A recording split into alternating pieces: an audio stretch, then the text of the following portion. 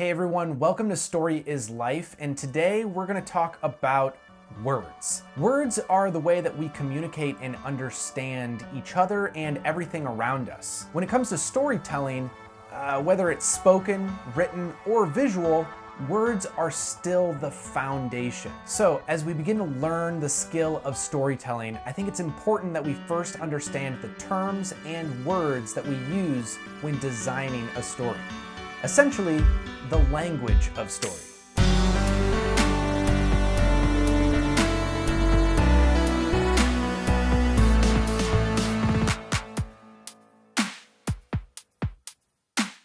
So I'm probably going to bring this up in a lot of my videos, and I don't think I can stress it enough, but I really believe that we are all storytellers. So what we're going to talk about today can truly be applied to any situation that involves some form of storytelling. Also, this is really just going to be an overview of some terms. I picked out key terms that I think are really important and can still be understood on a basic level, but there's no way that I could have gone or should have gone into full detail about everything that goes into the terminology that we're going to discuss today. Down the road, I will try to do dedicated videos on some of these terms, but for today, just an overview. So let's get started.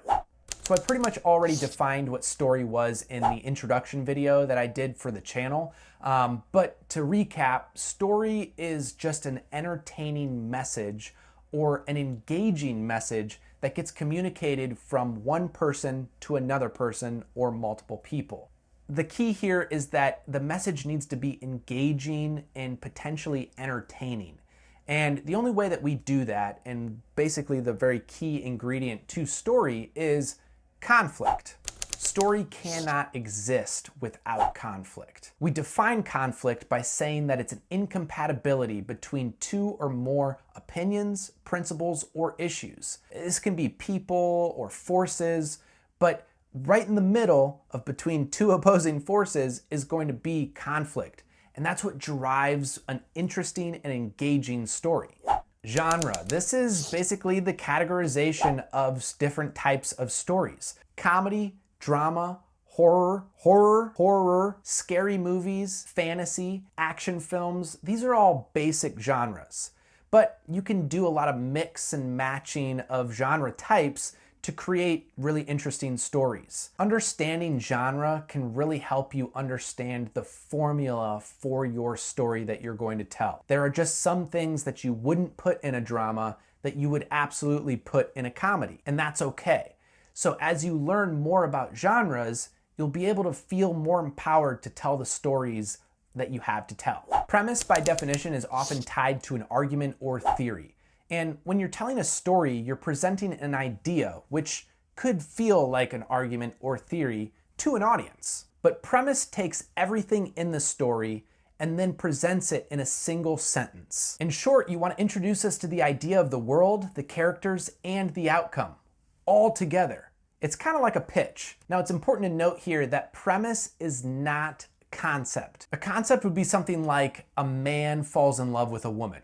I mean, it's really basic, and obviously there's a million stories about a man falling in love with a woman, but it's not a premise. We don't know anything about the world, the characters themselves, or even the conflict between what leads up to the man falling in love with the woman. Now, if I said a man discovers that he's in an online romance with his business rival, and he can't reveal his true identity until he's won her heart over as her business enemy, then that's more of a premise. And it's also You've Got Mail, Tom Hanks and Meg Ryan. But that premise gives us a much better idea about the man falling in love with the woman, because we get to see who they are as people, they're business owners, and we get to see the conflict, that they're enemies, and yet they fall in love with each other. When we talk about premise and we're trying to fit everything about the story into a single sentence conveying what's going to happen, we really have to know the idea and sort of the takeaway of what we want our audience to have.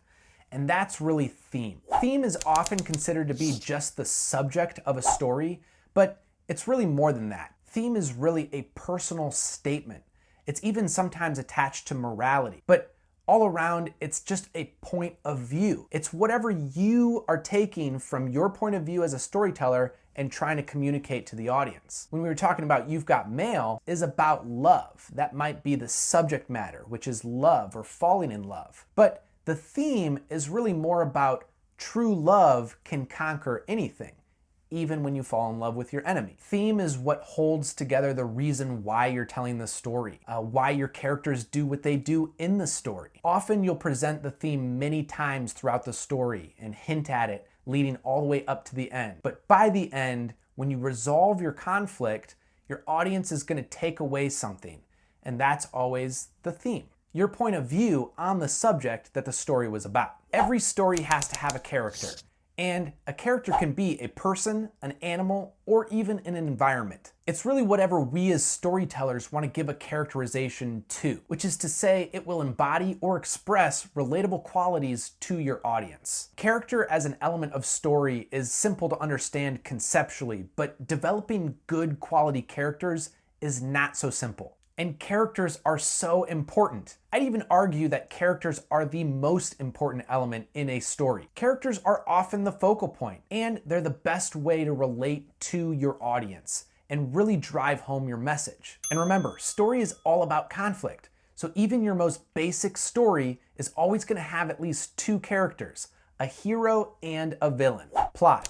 This is really the meat of your story. It's what happens and when it happens, or essentially the sequence of events. And you have to remember that the sequence of events, no matter what they are, always needs to push your characters and the story itself forward. And of course, the way that we do that is by changing things over time. And of course, change comes through conflict. When you think about plot, the best way to remember exactly what it is to think about plotting a course on a map. And even though you're probably not using a real map, plugging in multiple destinations in your GPS is the same thing. And you're bringing your audience in on a journey. So as you move from the beginning of your trip to the end of your trip, every destination that you stop at is an event where something could happen that will affect the rest of your journey. Plot, sequence of events, that's what it is. So as we're putting together our story, we've got an idea that we want to tell, a theme,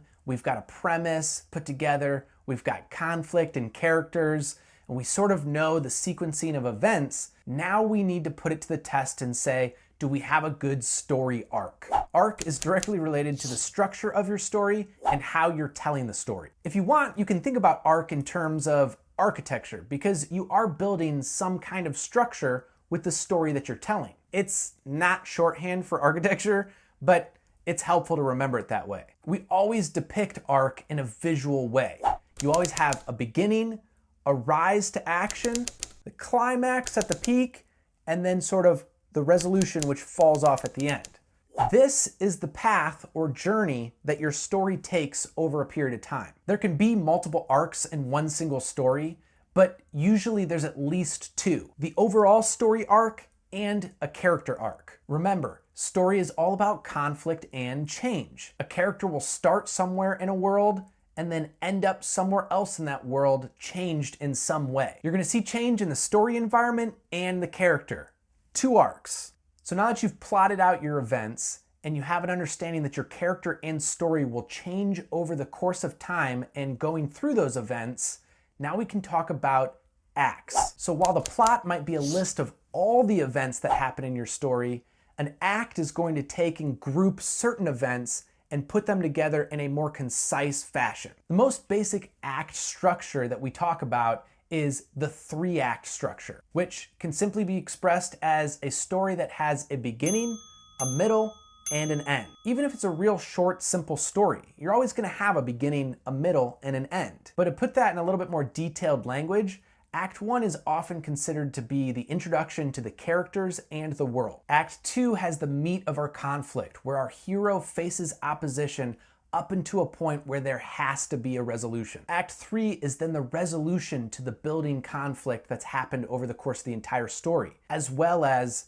wrapping up the thematic statement. But a story doesn't need to have just 3 acts. In fact, plays often have more, like 5, 7, or 9 different acts.